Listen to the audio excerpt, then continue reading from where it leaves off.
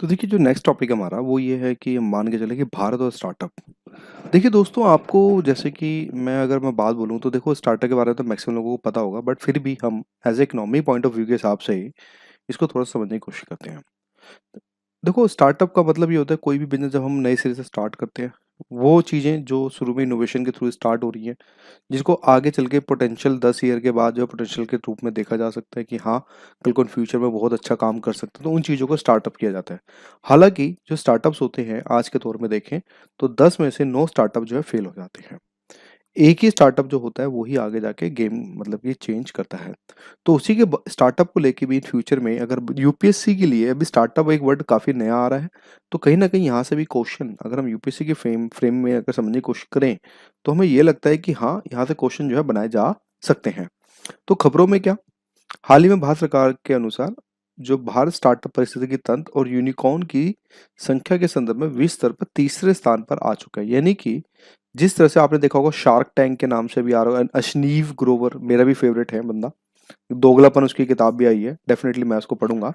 तो उसमें आप देखें, थोड़ा सा आप देखेंगे किस तरह से वहाँ पे नए नए इन्वेस्टर आते हैं, अपनी सेल्स पिच करते हैं, और जो फर्म्स होती है, शार्क्स होती हैं, वो उसमें इन्वेस्ट करती हैं। ठीक है, क्यों? क्योंकि कैपिटल चाहिए। जैसे बेस्ट एग्जांपल है, बात करें फिजिक्स वाला, नो डाउट अखलाक पांडे काफी अच्छे स्पेशल गुरु के तौर पे निकल के आ रहे हैं, लेकिन उनकी जो कंपनी अगर बात करें तो वो 1 बिलियन की कंपनी भी हो चुकी है। तो उसी चीज को समझेंगे हम आगे कि क्या है, किस तरह से है। तो अभी रिसेंटली ये पता चला भारत सरकार के द्वारा कि विश्व स्तर पर जो है तीसरे स्थान पर जो हम देखें तो स्टार्टअप्स का बोलबाला भारत के अंदर अगर हम देखें तो हमें जो है पता मतलब कि पता चल रहा है। तो उसमें ये पता चलता है दोस्तों, स्टार्टअप की बात करें तो स्टार्टअप जो शब्द है, कंपनी को संचालन के पहले चरण, देखो पहली बार डिटेल इंफॉर्मेशन क्या है, पहले चरण, यानी कि जो स्टार्टअप का मतलब यहाँ पे ये हुआ कि पहले चरण को संबोधित करता है। पहली बात क्लियर हो गई। दूसरी बात हमें ये पता चलता है कि स्टार्टअप एक या एक से अधिक उद्यमियों द्वारा स्थापित किए जाते हैं जो ऐसे उत्पाद या सेवा विकसित करना चाहते हैं जिसके लिए उनका मानना है कि वह उपयोग हेतु मांग है। इसका मतलब यहाँ पे ये हुआ कि ऐसे स्टार्टअप है जो ऐसा उत्पाद या प्रोडक्ट सेवा करना चाहता है जिसकी बाजार के अंदर मांग है, उस तरह पे जो है उस पे जो है कुल मिलाकर जो है काम यहाँ पर करना चाहते हैं। ये कंपनियां आमतौर पर उच्च लागत हाई ऑपरेटिंग कॉस्ट और सीमित राशि यानी कि कम रेवेन्यू के साथ शुरू होती हैं। इसी की वजह से ये उद्यमी पूंजीपतियों जैसे विभिन्न स्रोतों से पूंजी की तलाश करते हैं। देखो अब देखो मैं आपको पहले स्टार्टअप के बारे में थोड़ा समझाता हूँ। यार मान लो एक मैं हूँ, ठीक है, मुझे मान लो चार्जर बनाना है। उसके लिए क्या चाहिए? रॉ मटेरियल, फिर चाहिए लेबर, चाहिए मशीन्स चाहिए। तो मेरा हो सकता है 2 से 2.5 से 3 लाख रुपए में मेरी चार्जर बनाने की कंपनी लग जाएगी। तो क्या ये स्टार्टअप है? अगर हम देखिए अप्रोक्ट मान नहीं, ये कुटीर उद्योग है या लघु उद्योग बोल सकते हो।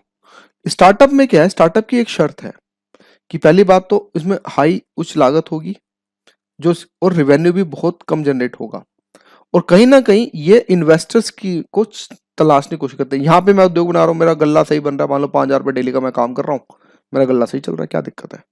भाई 5,000 प्रॉफिट होने लग गया मुझे, मतलब कि 1 महीने बाद 2 महीने बाद मुझे प्रॉफिट हो सकता है। लेकिन इन स्टार्टअप्स में ऐसा नहीं होता, स्टार्टिंग में लॉस मेकिंग होती है, बट इन फ्यूचर में एक प्रोबेबिलिटी बनाई जाती है कि हो सकता है इन फ्यूचर में ये प्रॉफिट ओरिएंटेड हो सके।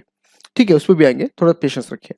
तो इसलिए इसमें ये बात, ये देखो स्टार्टअप की डेफिनेशन आ सकती है अगर बनाते हैं भाई, वर्ड तो बड़ा सिंपल है, स्टार्टअप है, स्टार्टअप ही तो है, लेकिन यहाँ खेल जाओगे। खेल का मतलब यहाँ पे आप फिसल जाओगे। फिसल ये बात ध्यान रखना कि आमतौर पर उच्च लागत और सीमित राशि के साथ जो आगे बढ़ती हैं, यहाँ पर जो उच्च लागत है ना, हो सकता है काफी लोग इसको डाइजेस्ट ना कर पाए। मान लो ऑप्शन में भी आ जाए, एलिमिनेशन में आ जाए उच्च लागत, तो बोला कि नहीं यार लागत तो कम होती है, जब तो स्टार्टअप है। नहीं, स्टार्टिंग में अगर हम बात करें तो उच्च लागत, वहीं तुम्हारा क्वेश्चन गलत हो जाएगा। क्यों? तुम दिमाग लगाओगे, उच्च लागत को जैसे तुम काटा मारोगे, बस खत्म, टाटा बाय बाय। तो ये सिचुएशन होगी, इसलिए मैं कहता हूं कि इकोनॉमी को बहुत ज्यादा डिटेल के अंदर हमें समझने की जरूरत है। फिर इसके बाद क्या, यूनिकॉर्न कंपनी क्या होती है? यूनिकॉर्न कंपनियां ऐसे समझो जो $1 बिलियन का बिजनेस मतलब की वैल्यूएशन जिनको मिल चुकी है। वैल्यूएशन क्या होती है? भाई मान लो मेरी कंपनी है, मान लो चाचा बढ़ा दी, मान लो किसी को लगा कि नहीं यार अरोड़ा जी तो बड़े दिमाग वाले हैं, ये है, इनकी कंपनी बहुत बड़ी बन सकती है। मान लो किसी ने बोल दिया भाई अरोड़ा जी की कंपनी मान लो 100 करोड़ रुपए की है, हालांकि मेरी कंपनी 1 करोड़ की भी नहीं है, लेकिन वैल्यूएशन बाहर के लोगों ने लगाई, यार इसको तो माल मिलेगा भी यहाँ से, इसका प्रोजेक्ट यहाँ से मिलेगा। तो ये बड़े बड़े जो लोग होते हैं, बड़े बड़े जो फॉर्म मैगजीन्स होती हैं, वो जो है किसी स्टार्टअप की वैल्यूएट करती हैं कि यार यहाँ इतने की इससे मार्केट वैल्यू है इसकी, राइट। जैसे कि बायजू की मार्केट वैल्यू अगर बात करें तो एक टाइम था कि 20 बिलियन के आसपास थी, 20 बिलियन, ठीक है, डॉलर्स, बहुत बड़ा स्टार्टअप था। 1 बिलियन में कितना, 8200 करोड़।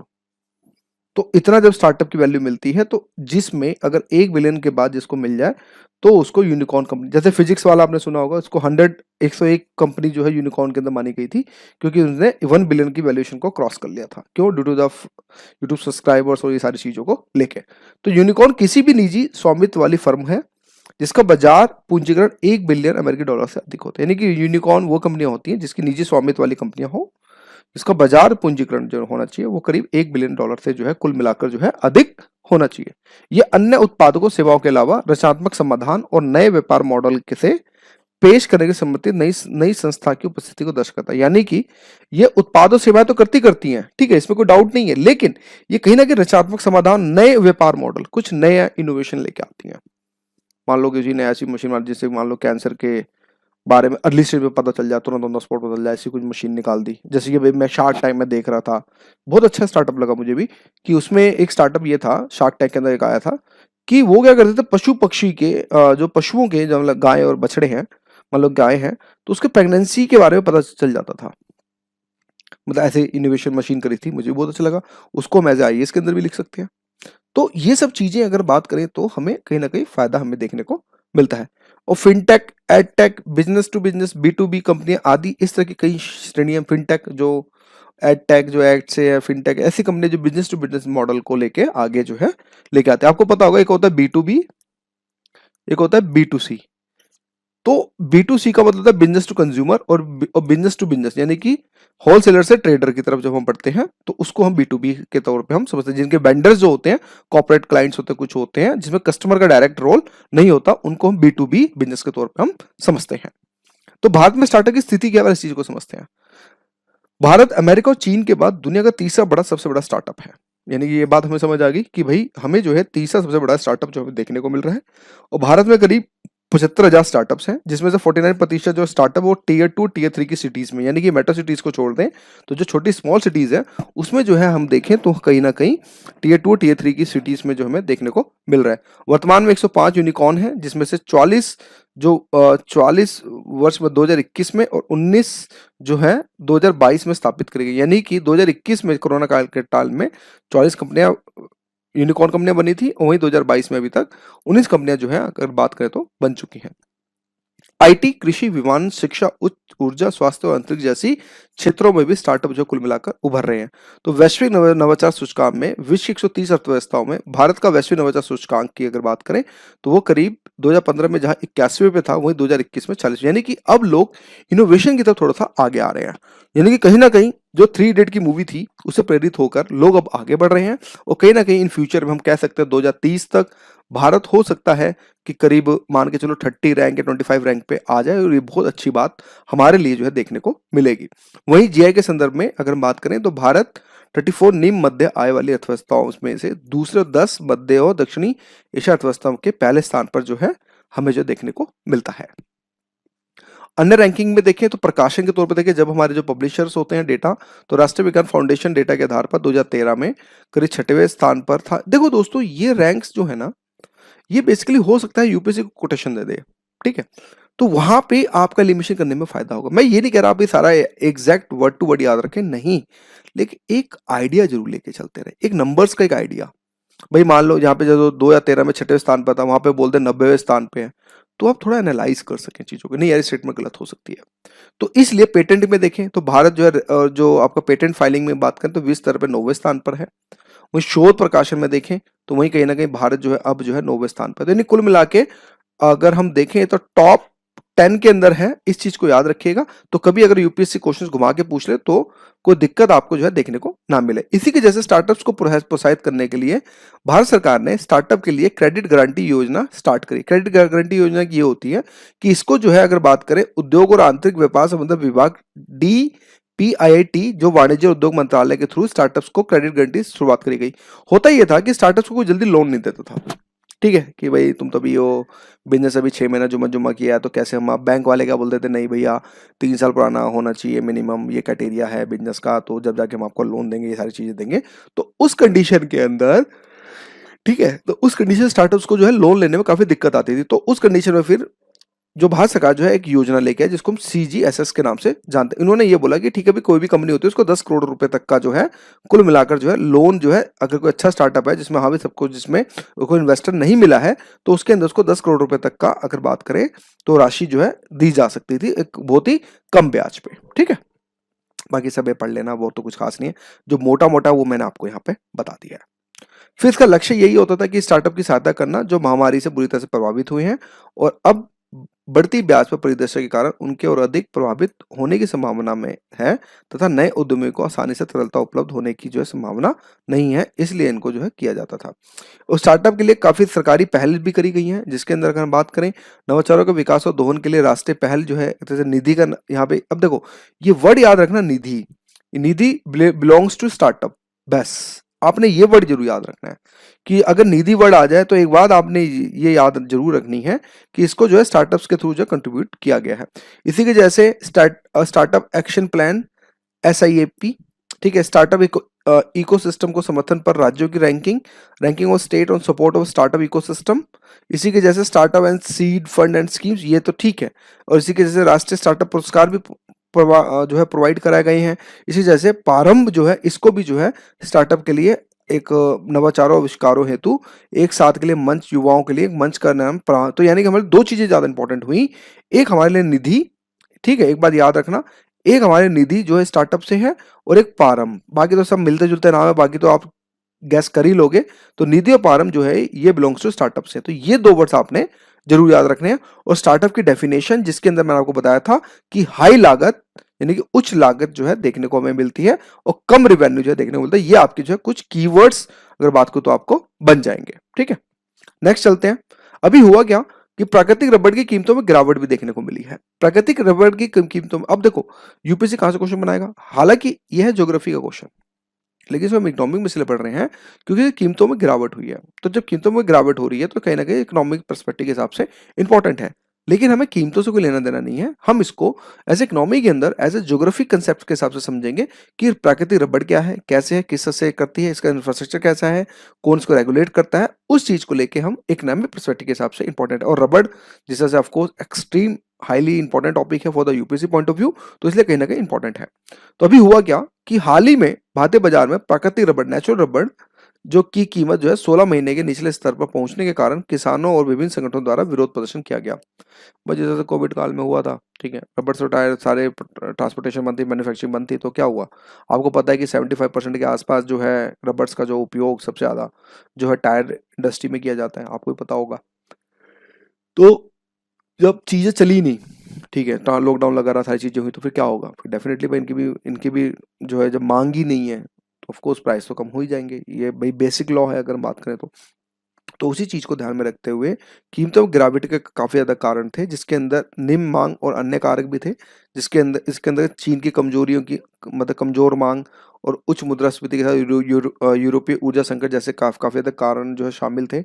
कोविड रणनीति भी थी, फिर साथ में अन्य देशों से आयात भी हो रहे थे, जैसे कि अगर हम बात करें घरेलू टायर उद्योग में आइवरी कोस्ट से ब्लॉक रबड़ और सुदूर पूर्व से मिश्रित रबड़ की प्राप्त आपूर्ति हो रही थी। यानी कि अब घरेलू मांग से छोड़ के जो भारत है सस्ती कीमतों पे आइवरी कोस्ट से जो है रबड़ भी ले रहा था वहां से भी, तो जिसके कारण कहीं ना कहीं हमारे घरेलू जो रबड़ थी उसकी भी जो मांग काफी ज्यादा कम हो रही थी, जिसमें प्राकृतिक रबड़ की कुल खपत का 73% के आसपास जो होता है वो सिर्फ ऑटो टायर जो निर्माण जो क्षेत्र होते हैं उसके अंदर ही जो है कुल मिलाकर शामिल किया जाता है। तो हमारे लिए इंपॉर्टेंट ये है कि प्राकृतिक रबड़ क्या होती है, ठीक है।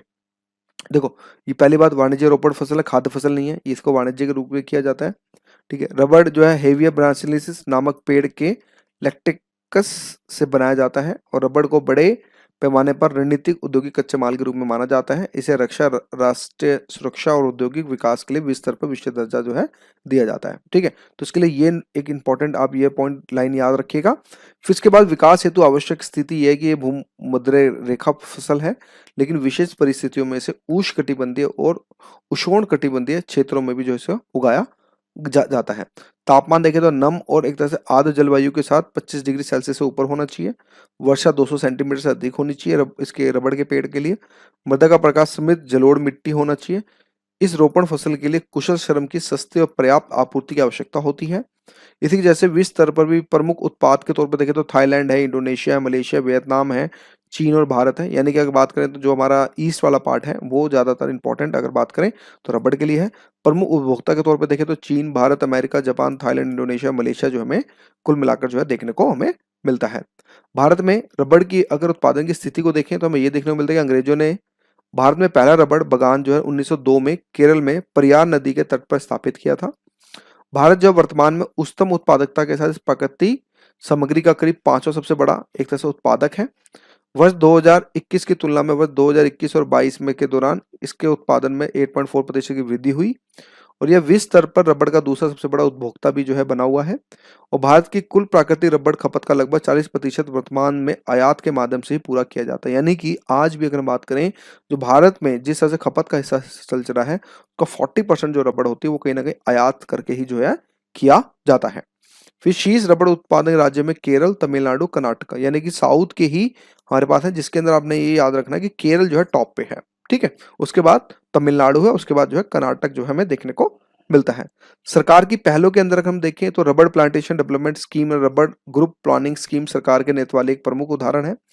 रबड़ के वाहनों में 100% विदेशी निवेश एफडीआई की उम्मीद है। यानी कि कोई भी अगर रबड़ से रिलेटेड कोई काम करता है तो उसके अंदर एफडीआई जो है 100% हमें जो देखने को मिलता है। वाणिज्य विभाग ने राष्ट्रीय रबड़ नीति मार्च 2009 में पेश की थी और नीति में प्राकृतिक रबड़ उत्पादन क्षेत्र और संपूर्ण रबड़ उद्योग मूल्य श्रृंखला का समर्थन करने के लिए कई प्रावधान भी शामिल है। और इसी की जैसे भारत सरकार ने जो है टास्क फोर्स का भी जो है कुल मिलाकर जो है गठन किया गया था। तो रबड़ बोर्ड ऑफ इंडिया के मतलब क्या है ये ध्यान रखिएगा, ये हमारा जो है वाणिज्य और उद्योग मंत्रालय के अंदर है। इस चीज को याद रखना है, कॉमर्स मिनिस्ट्री के अंदर जो है रबड़ को जो है मतलब के अंतर्गत प्रशासन करता है और उसका जो हेड ऑफिस है वो केरल के कोट्टायम, ठीक है, कोट्टायम में जो है अवस्थित है। रबड़ बोर्ड संबंधित अनुसंधान, विकास, विस्तार और प्रशिक्षण गतिविधियों को सहायता प्रोत्साहित करने के लिए देश में रबड़ उद्योग के विकास के लिए कार्य करता है। और रबड़ अनुसंधान संस्थान जो है रबड़ बोर्ड के जो कुल मिलाकर अधीन जो हमें देखने को मिलता है। दोस्तों जो हमारा जो नेक्स्ट टॉपिक है वो है विंडफॉल टैक्स। अब ध्यान से समझना, ये क्या है, ये न्यूज में है। ठीक है भाई, पहले हम समझते हैं कि ये यूपीएससी के लिए क्यों इंपॉर्टेंट है। राइट, देखो ध्यान से समझना, यूपीएससी के लिए इसलिए इंपॉर्टेंट है क्योंकि एक न्यू टर्मिनोलॉजी आई है कि भाई विंडफॉल टैक्स। अभी तो हमने सारे टैक्सेस देखे, दुनिया भर के डायरेक्ट इनडायरेक्ट टैक्स, ये से वो फलाना दिख रहा है दुनिया भर का। लेकिन यहाँ पर हमारे लिए एक नया विंडफॉल टैक्स आया। तो ये क्या है, ये हो सकता है यहाँ पे देखो ज्यादा कुछ नहीं आएगा। यूपीएससी सिर्फ ऐसे घुमाएगा कि windfall tax sometime in news, ठीक है, या फिर कंसीडर दिस स्टेटमेंट, दो स्टेटमेंट डाल देगा और आपको जो है विंडफॉल टैक्स के बारे में बताना होगा। राइट, तो इस तरह से सिनेरियो बना के आ सकता है। इसके अलावा इसमें जो कोटेशन होगी तो सिंगल लाइन आएगी, या फिर only one only two, both, या फिर नाइदर वन नाइदर टू के हिसाब से, नॉट टू के हिसाब से जो है आएगा। तो ठीक है, मैंने आपको ये बताया कि यूपीएससी के लिए क्यों इंपॉर्टेंट है, इसलिए मैं इस टॉपिक को कवर कर रहा हूँ। तो खबरों में क्यों है, अभी जैसे वित्त मंत्रालय ने जुलाई में 2022 में जो ये बोला था कि भैया हम जो है कच्चे तेल के उत्पाद के ऊपर जो है विंडफॉल टैक्स लगाएंगे, यानी कि अप्रत्यक्ष कर लगाए जाने को उचित ठहराए हुए कहा। उन्होंने ये बोला कि भाई ठीक है भाई, जो विंडफॉल टैक्स लगाएंगे क्योंकि इससे कंपनी को बहुत ज्यादा फायदा हो रहा है, तो इसलिए इसके ऊपर जो विंडफॉल टैक्स लगाएंगे। आप पहले इसको समझो मेरे एक सिंपल लैंग्वेज के अंदर। मान लो हम एक एग्ज्यूम करते हैं, मान लो 100 रुपए का तेल है, ठीक है, 30 रुपए जो है टैक्स गवर्नमेंट ऑलरेडी ले रही है। ध्यान से समझना। लेकिन लेकिन अब क्या हो रहा है, 100 रुपए का तेल है, लेकिन गवर्नमेंट क्या कर रही है, मतलब हमारी इस पे क्या कर रही है कि 30 रुपए का टैक्स अलग से लगा रही है, अलग से 5 रुपए का टैक्स और लगा दे रही है। तो जो अलग से जो टैक्स लगा रही है इसके ऊपर, वो हो गया विंडफॉल टैक्स। अब इसको समझते हैं कि कैसे लगा। इसमें ऐसा हुआ कि देखो आपने देखा होगा कि रशिया और यूक्रेन की जो है वॉर चल रही है। तो उस केस में रशिया क्या है, अपने सस्ते तेल को, पहले मान लो अगर मार्केट प्राइस अगर 100 रुपीज है, इसको मैं अच्छे से समझाता हूँ ताकि आप अच्छे से समझ पाएँ। जैसे कि मान के चलो, अभी मान लो हम करंट प्राइस ये समझते हैं कि ₹100 का है, ठीक है? ₹100 का तेल है और यहाँ पे जो गवर्नमेंट मान लो ₹30 का टैक्स लगा दे रही है, राइट? तो यानी कि कुल मिला के कंपनी को मतलब ₹70 का जो तेल आगे मतलब कि गवर्नमेंट को बेच रही है। आप ऐसा मान के चलो ₹70 का तेल बेच रही है, ठीक है? अब क्या हुआ कि ₹70 की जगह अभी तेल की कीमत सडनली क्या हुआ ₹50 हो गई, कच्चे तेल की, जो भी है। तो इस केस में भी ₹50 की जगह गवर्नमेंट को वो ₹70 का ही बेच रही है, मान लो। तो उसमें आगे 30 तो इसमें आप देखो पहले ₹70 था, अब ₹50 मिल रहा है। तो कहीं न कहीं कंपनी को ₹20 का पर लीटर के हिसाब से फ़ायदा हो रहा है। तो एक तरह से कंपनी ने क्या किया? कोई एक्स्ट्रा मैन पावर लगाई? नहीं। कोई एक्स्ट्रा काम किया? नहीं। ये ग्लोबली के तौर पे जो ग्लोबली सिनेरियो के तौर पे जो रेट्स मतलब डाउन हुए, उस केस के अंदर सडनली मतलब जंप आया। ठीक है? तो जिसके कारण इससे क्या हुआ कंपनी के मुनाफे के अंदर काफ़ी ज़्यादा भारी मुनाफ़ा हुआ। तो जिसके कारण यहाँ पर जिसके कारण कंपनी का बहुत ज़्यादा प्रॉफ़िट हुआ। तो उसी को ध्यान में रखते हुए गवर्नमेंट ने बोला भई तुम्हें तो ज़्यादा प्रॉफ़िट हो रहा है बिना काम करे, बिना कुछ लागत लगाए, अभी कुछ कर लगाए हुए। तो भई ऐसे कैसे चलेगा? तो लाओ भई हमें विंडफॉल टैक्स दो। तो उसी जो मुनाफ़े में जो हुआ, उसी पे फिर गवर्नमेंट ने एक तरह से टैक्स जो है विंडफॉल टैक्स लगाया ताकि गवर्नमेंट को और ज़्यादा जो है रेवेन्यू मिल सके। मैंने बहुत ही एक सिंपल लैंग्वेज के अंदर समझाया। हालाँकि अब हालाँकि मेरा मतलब मैं ऐसे नहीं बिल्कुल एक सिंपल एक बेसिक स्टेप्स के साथ मैंने आपको जो है इसके अंदर अगर मैं बात करूँ तो मैंने आपको बहुत अच्छे से जो है समझाया है, ठीक है? तो अब इसमें अब हम थोड़ा-सा ये समझने की जो कोशिश करते हैं इसके अंदर कि आगे कि विंडफॉल टैक्स क्योंकि देखो क्वेश्चन जो बनेगा हमारा, वो ये बनेगा कि भई विंडफॉल टैक्स होता क्या है?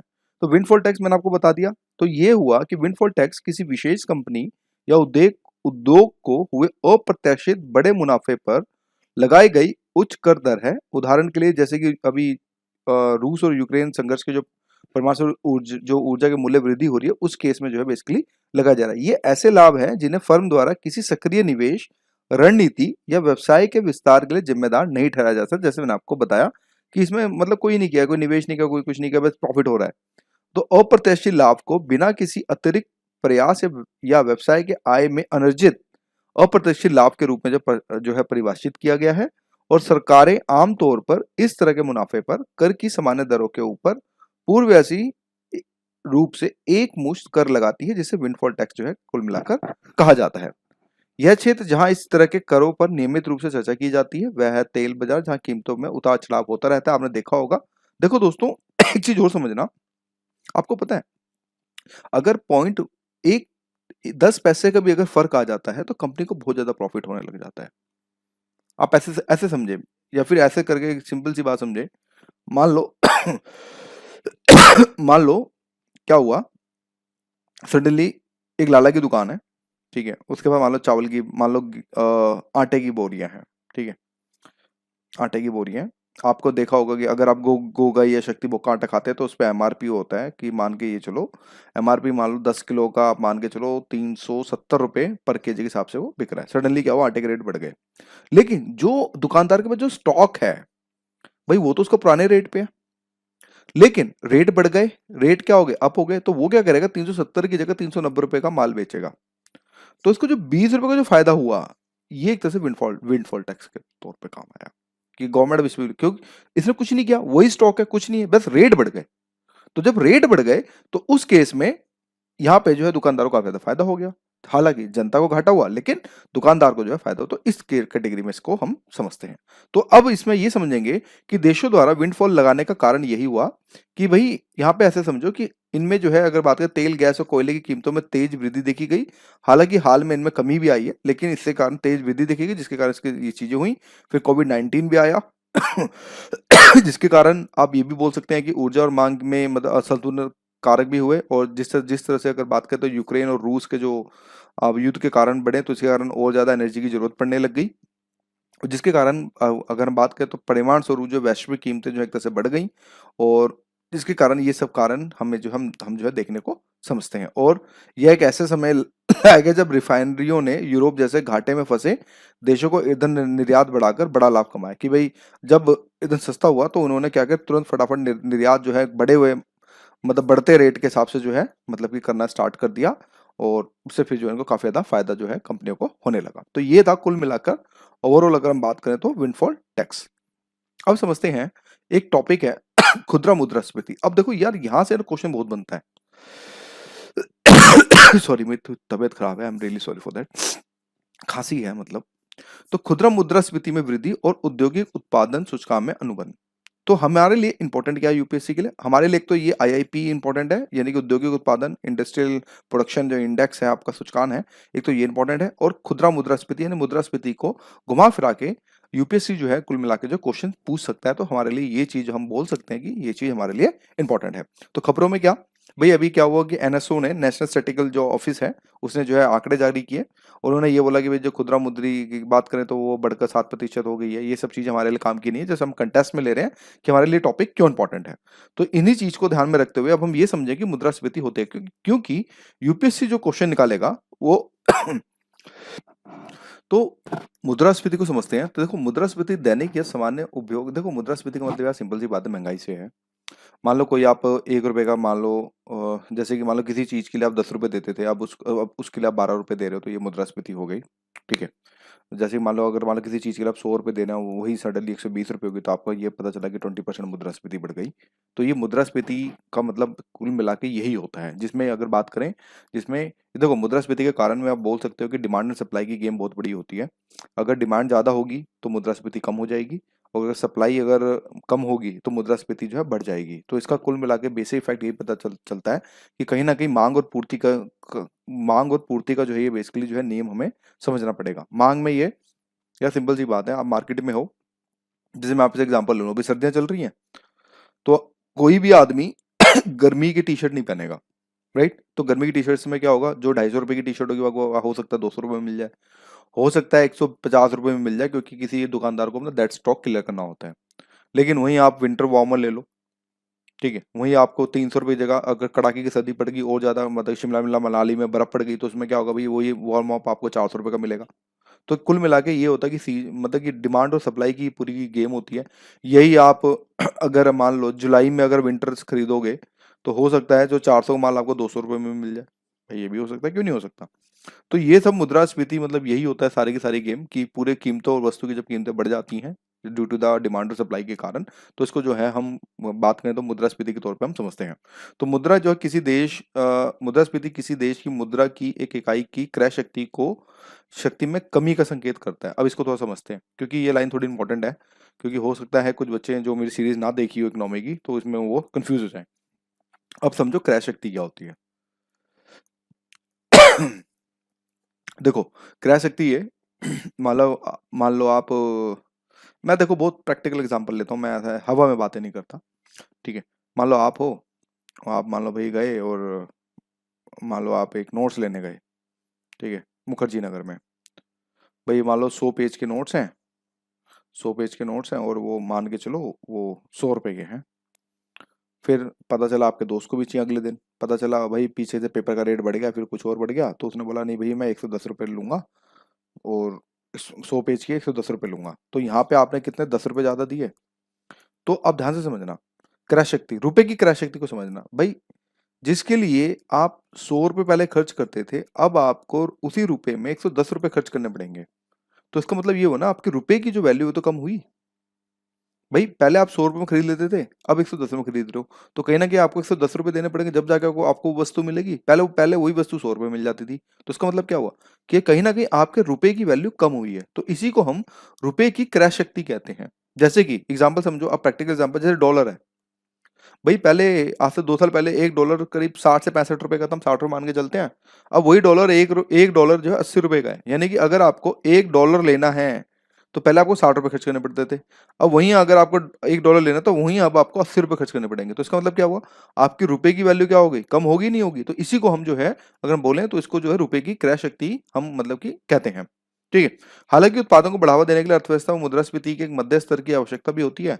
भारत में सांख्यिकी और कार्यक्रम कार्यान्वयन मंत्रालय के तहत एनएसओ जो मुद्रास्फीति संबंधित आंकड़े जो कुल मिला के जारी करते हैं। यानी मुद्रास्फीति के पहला फैक्ट क्या हो गया, आपको ये याद रखना है कि एनएसओ मतलब कि एनएसओ को ही मतलब कि आपको जो है मतलब ये याद रखना है कि जो मॉस्पी है, मॉस्पी के अंदर जो है मॉस्पी के अंदर जो एनएसओ है वही जो है मतलब कि आंकड़े जो कुल मिला के जारी करता है। और भारत में मुद्रास्फीति को मुख्य रूप से दो मुख्य सूचकांकों जिसके अंदर आपका डब्ल्यूपीआई और सीपीआई के थ्रू मतलब कि इसको जो है नापा जाता है। इसके लिए आप मेरी इकोनॉमी की सीरीज को बहुत ज़्यादा डिटेल के अंदर देखिएगा कि फिर भी मैं एक शॉर्ट टर्म में एक हल्का सा बता देता हूँ।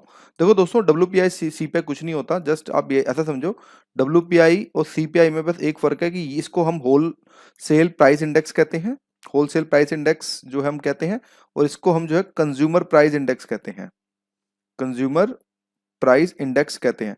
इसमें क्या होता है, सिर्फ गुड्स को ही मतलब लिया जाता है। इसमें क्या किया जाता है, गुड्स एंड सर्विसेज को जो है लिया जाता है। इसमें इन्फ्लेशन को इंक्लूड नहीं किया जाता। इसमें जो है इन्फ्लेशन को साथ में जो है कुल मिला के जो है इंक्लूड किया जाता है। इसमें आप ऐसा समझो कि ये एक होलसेलर है, होलसेल का प्राइस लिया जाता है, और एक रिटेल का प्राइस यहाँ पे लिया जाता है। जैसे कि मान लो आपके, अगर मान लो आप 50 रुपए किलो कोई चावल खा रहे हो, तो वो होलसेल में करीब 40 रुपए का होगा, लेकिन बीच में ट्रांसपोर्टेशन कॉस्ट, ब्रोकर कमीशन, फिर डीलर की कमीशन, उसको करके आपको जो चावल जो 50 रुपए पर केजी मिल रहा है। तो इसी को हम जो है डब्ल्यूपीआई और सीपीआई के नाम से जानते हैं, ठीक है। तो यही जो है खुदरा-स्फीति और ये सब चीजों को जो है कुल मिला के जो है डोनेट करता है। तो उपभोक्ता मूल्य सूचकांक के अंदर अगर बात करें तो ये खुदरा खरीदार के दृष्टिकोण में परिवर्तन को मापता है। और इसके जो सीपीआई को जो अगर बात करें, जिसके अंदर बात करें तो भोजन, चिकित्सा, देखभाल, शिक्षा, इलेक्ट्रॉनिक आदि की कीमतों के अंतर की गणना करता है। उसके 4 प्रकार होते हैं।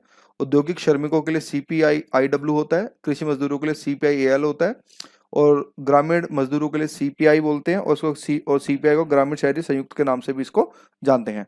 इसमें जो पहले के 3 हैं, जो इसमें ये 3 हैं, देखो, औद्योगिक श्रमिक, कृषि मजदूर और ग्रामीण, ठीक है। इनमें ये अगर बात करें तो ये जो श्रम और रोजगार मंत्रालय के द्वारा किया जाता है। और जो लास्ट वाला है, जो इसमें आपका ये वाला ये वाला सीपीआई ग्रामीण, ठीक है, इसको जो है अगर हम बात करें तो इसको इसको जो है अगर बात करें सांख्यिकी कार्यक्रम मंत्रालय से एक एनएसओ के द्वारा जो है इसको संकलित किया जाता है। सीपीआई का धार वर्ष 2012 होता है, और मौद्रिक नीति समिति में को नियंत्रित करने के लिए सीपीआई के आंकड़ों का जो है कुल मिलाकर उपयोग करती है। तो हेडलाइन और कोर मुद्रास्फीति को समझ लेते हैं फटाफट। देखो, खाद्य और ईंधन मुद्रास्फीति भारत में हेडलाइन मुद्रा के घटकों में से एक होती है। देखो यार, हेडलाइन में सिर्फ ये होता है, आप ऐसा समझो, पहले समझो कोर। देखो, कोर मुद्रास्फीति में क्या होता है, हेडलाइन मुद्रास्फीति माइनस खाद और ईंधन मुद्रास्फीति को जो है घटा दिया जाता है। यानी कि अगर आपको कोर मुद्रास्फीति निकालनी है, कोर मुद्रास्फीति निकालनी है, तो जिसमें से आप खाद और ईंधन की जो मुद्रास्फीति होती है उसको जो है हटा देते हैं, तो वो हमारा जो है कुल मिलाकर अगर बात करें तो हमारा कोर मुद्रास्फीति आ जाता है। बाकी बाकी ठीक है। और हेडलाइन मुद्रास्फीति उस अवधि के कुल मुद्रास्फीति को कहते हैं जिसमें वस्तुओं का एक बास्केट जो है तो शामिल होता है। और हेडलाइन मुद्रास्फीति का कच्चा आंकड़ा है जो सीपीआई के आधार पर जो है कुल मिलाकर तैयार किया जाता है। और हेडलाइन मुद्रास्फीति में खाद्य और ईंधन की कीमतों में होने वाले उतार चढ़ाव को भी जो इसमें शामिल किया जाता है।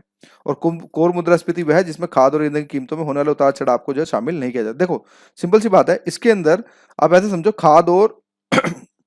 खाद और ईंधन को जो है इसमें शामिल किया जाता है, और इसके अंदर जो है कोर मुद्रास्फीति में नहीं किया जाता। बस आपने ऐसे याद रखोगे तो चीजें जो आपकी ठीक हो जाएंगी। तो आज की वीडियो के लिए इतना ही। Thank you.